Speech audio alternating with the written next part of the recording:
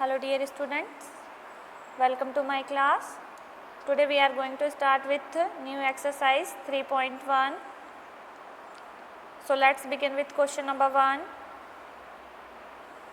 How will you describe the position of a table lamp on your study table to another person?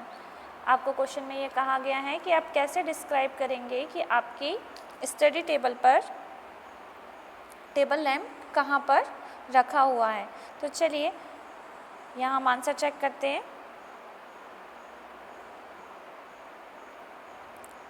Let us consider the given below figure of a study table on which a study lamp is placed. देखिए हमने यहाँ पर एक figure में दिखाया हुआ आपको कि एक स्टडी टेबल दी हुई है और उस पर यहाँ पर आपका लैंप रखा हुआ है। Let us consider the lamp on the table as a point. ये जो देखिए Let us consider the lamp on a table as a point. हमने क्या किया, इस टेबल पे जो लैंप रखा हुआ है उसे किसके जैसे माना है, पॉइंट के जैसा। And the table as a plane, और ये जो टेबल है इसे हम किसके जैसे मानेंगे, प्लेन के जैसे। ये देखिए जैसे आपकी ये स्क्रीन दिख रही है वो एक प्लेन है और इस पर यहाँ पर एक क्या पॉइंट, ये जो है आपका टेबल लैंप हुआ। From the figure we can conclude that the table is rectangular shape. यहाँ देखिए फिगर से हमें क्लियर हो रहा है कि जो आपकी टेबल है वो किसके जैसी है, रेक्टेंगुलर के शेप जैसी है। When observe from the top, जब हम कहाँ से देखेंगे, इसे टॉप से देखेंगे तो आपकी जो टेबल है वो किसके जैसे दिखेगी, रेक्टेंगुलर शेप जैसी। The table has a short edge and a long edge. देखिए इसकी एक शॉर्ट एज है, ये जो आपकी है, ये वाली जो आपकी क्या है, शॉर्ट एज है, और ये आपकी कौन सी एज है, लॉन्ग एज है।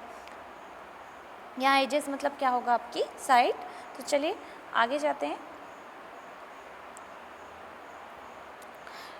Late us measure the distance of the lamp from the shorter edge and the longer edge. देखिए यहाँ पर शॉर्टर एज से हम देखेंगे कि ये हमारी क्या है, शॉर्टर एज है, और ये वाली हमारी क्या है, लॉन्गर एज है। तो अब हम शॉर्टर एज से किसकी, ये हमारा टेबल लैंप है, तो हम यहाँ से शॉर्टर एज से किसकी लेंथ मेज़र करेंगे, टेबल लैंप की, और फिर उसके बाद लॉन्गर एज से हम क्या करेंगे, टेबल लैंप की मेज़र करेंगे। तो देखिए ये आपका रेक्टेंगुलर कोऑर्डिनेट एक्सिस से रिलेटेड है। रेक्टेंगुलर कोऑर्डिनेट एक्सिस का मीन्स होता है, देखिए आपने पढ़ा होगा, ये आपकी वर्टिकल लाइन है, इसे हम वाई एक्सिस बोलते हैं, और ये आपकी कौन सी लाइन है, हॉरिजॉन्टल लाइन, जिसे हम किससे डिनोट करते हैं, एक्स एक्सिस से। यहाँ देखिए ये राइट साइड में ये पॉजिटिव नंबर होते हैं, यहाँ नेगेटिव नंबर। ऐसे ही वर्टिकल लाइन में अपर साइड पॉजिटिव होता है और लोअर साइड क्या होता है, नेगेटिव होता है। और ये जो जिस पॉइंट पर ये दोनों लाइन इंटरसेक्ट कर रही होती हैं उसे हम क्या बोलते हैं, ऑरिजिन बोलते हैं। तो ये हमारा एक्स एक्सिस होता है जो हॉरिजॉन्टल लाइन होती है, और ये हमारी क्या होती है, वाई एक्सिस। तो ये आपका कहलाता है प्लेन, ठीक है, इसे हम बोलते हैं रेक्टेंगुलर कोऑर्डिनेट एक्सिस। तो अब देखिए जब भी हम किसी के पॉइंट को रिप्रेजेंट करते हैं तो सबसे पहले उसके एक्स एक्सिस के पॉइंट आते हैं, देन उसके कौन से पॉइंट आएंगे, वाई एक्सिस के। तो हम ये देखा जाता है यहाँ पर कि एक्स एक्सिस से कोई भी पॉइंट किस डिस्टेंस पर है और वाई एक्सिस पे किस डिस्टेंस पर है। तो देखिए यहाँ पर भी हम टेबल लैंप जो है हमारा वो एक प्लेन के जैसा है, और ये जो हम मेज़र करेंगे एक्स एक्सिस और वाई एक्सिस से उसकी डिस्टेंस मेज़र करेंगे। तो चलिए देखिए चेक करते हैं हम। Let us measure the distance of the lamp from the shorter edge and the longer edge.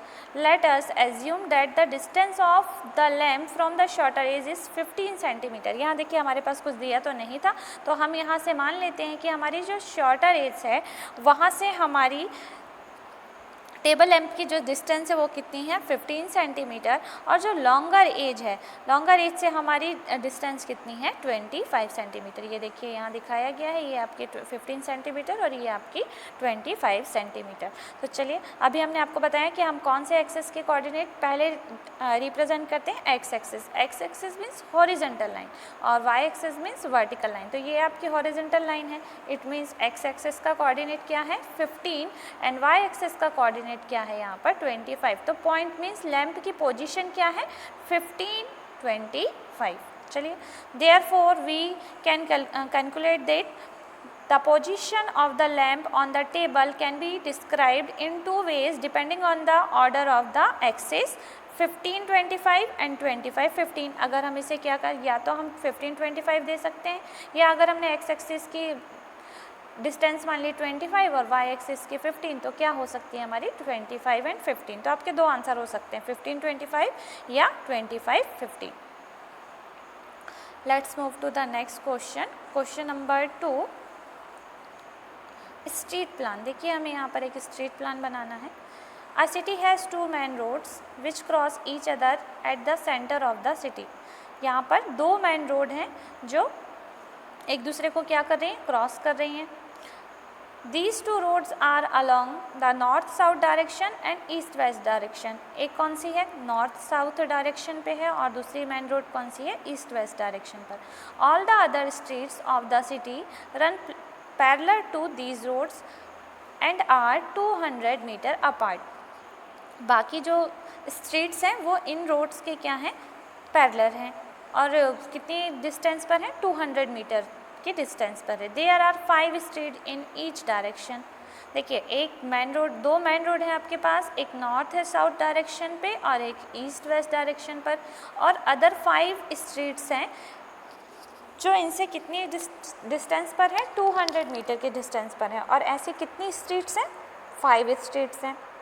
Using 1 centimetre is equal to 200 metre. आपको क्या करना है, जब आप पेपर पेंसिल से यहाँ पर आप पेपर पे बनाएंगे तो आपको 1 सेंटीमीटर के इक्वल मानना है, मीन्स 1 सेंटीमीटर को आप कितना मानकर चलेंगे, 200 metre. Draw model of the city on your notebook. हमें अपनी नोटबुक में इसका मॉडल तैयार करना है। Represent the road street by single lines. और हम रोड को कैसे रिप्रेजेंट करेंगे, एक सिंगल लाइन से। There are many cross street in your model.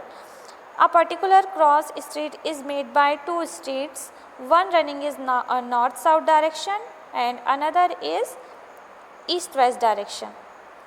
हमें जो रोड बनानी है तो वो उसमें क्या होगा, एक जो स्ट्रीट होगी वो नॉर्थ साउथ डायरेक्शन की होगी और दूसरी क्या होगी, ईस्ट वेस्ट डायरेक्शन की होगी। Each cross street is referred to in the following manner. If the second street running in the north south direction and fifth east west direction meet at some crossing. अगर देखिए यहाँ second हमारी कौन सी है, north south direction की, और fifth वाली कौन सी है, ईस्ट वेस्ट डायरेक्शन की, तो उनका जो पॉइंट हो रहा है वो किससे डिनोट हो रहा है, 2 5 से। यहाँ हमें पॉइंट कोऑर्डिनेट ही बताना है। तो चलिए हमें जो क्वेश्चन कहा गया है वो क्या है, how many cross street can be referred to 4 3। जैसे 2 5 को रिप्रेजेंट करने वाली कितनी रोड्स हैं, यहाँ पर देखिए 2 5 तो एक ही पॉइंट है जो 2 और 5 को रिप्रेजेंट कर रहा है। तो how many cross street can be refer to 4 3। तो हमें बताना है कितनी क्रॉस स्ट्रीट हैं 4 और 3 को रिफ़र करने वाली। तो चलिए हमें जब मॉडल बना लेंगे तब हम चेक कर पाएंगे। सेकेंड क्वेश्चन देखते हैं इसका, how many cross street can be referred to 3 4। 4 3 और 3 4 को रिफ़र करने वाली क्रॉस स्ट्रीट कितनी है, ये हमें फाइंड करनी है। तो चलिए हम मॉडल सबसे पहले देखते हैं।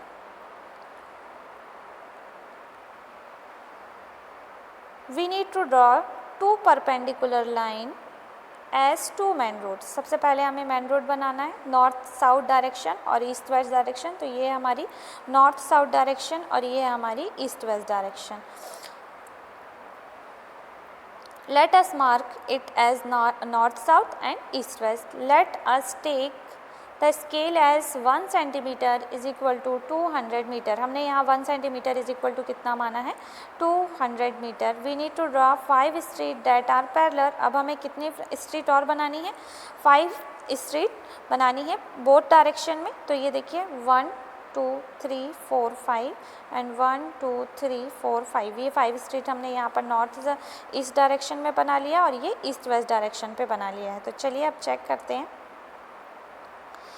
हमें बताना था कि 4 3 को रिप्रेजेंट कितनी 4 3 को रिप्रेजेंट करने वाले कितनी स्ट्रीट्स होंगी। तो देखिए यहाँ पर from the figure we can conclude that only 1 point have the coordinate as 4 3। देखिए यहाँ पर ये है 4 3, ये नॉर्थ साउथ डायरेक्शन से ईस्ट वेस्ट डायरेक्शन से जा रही है, और यहाँ पर ये कौन सी जा रही है, नॉर्थ साउथ डायरेक्शन से, और यहाँ क्रॉस हो रहा है किसी एक पॉइंट पर और वो रिप्रेजेंट कर रहा है 4 3 को।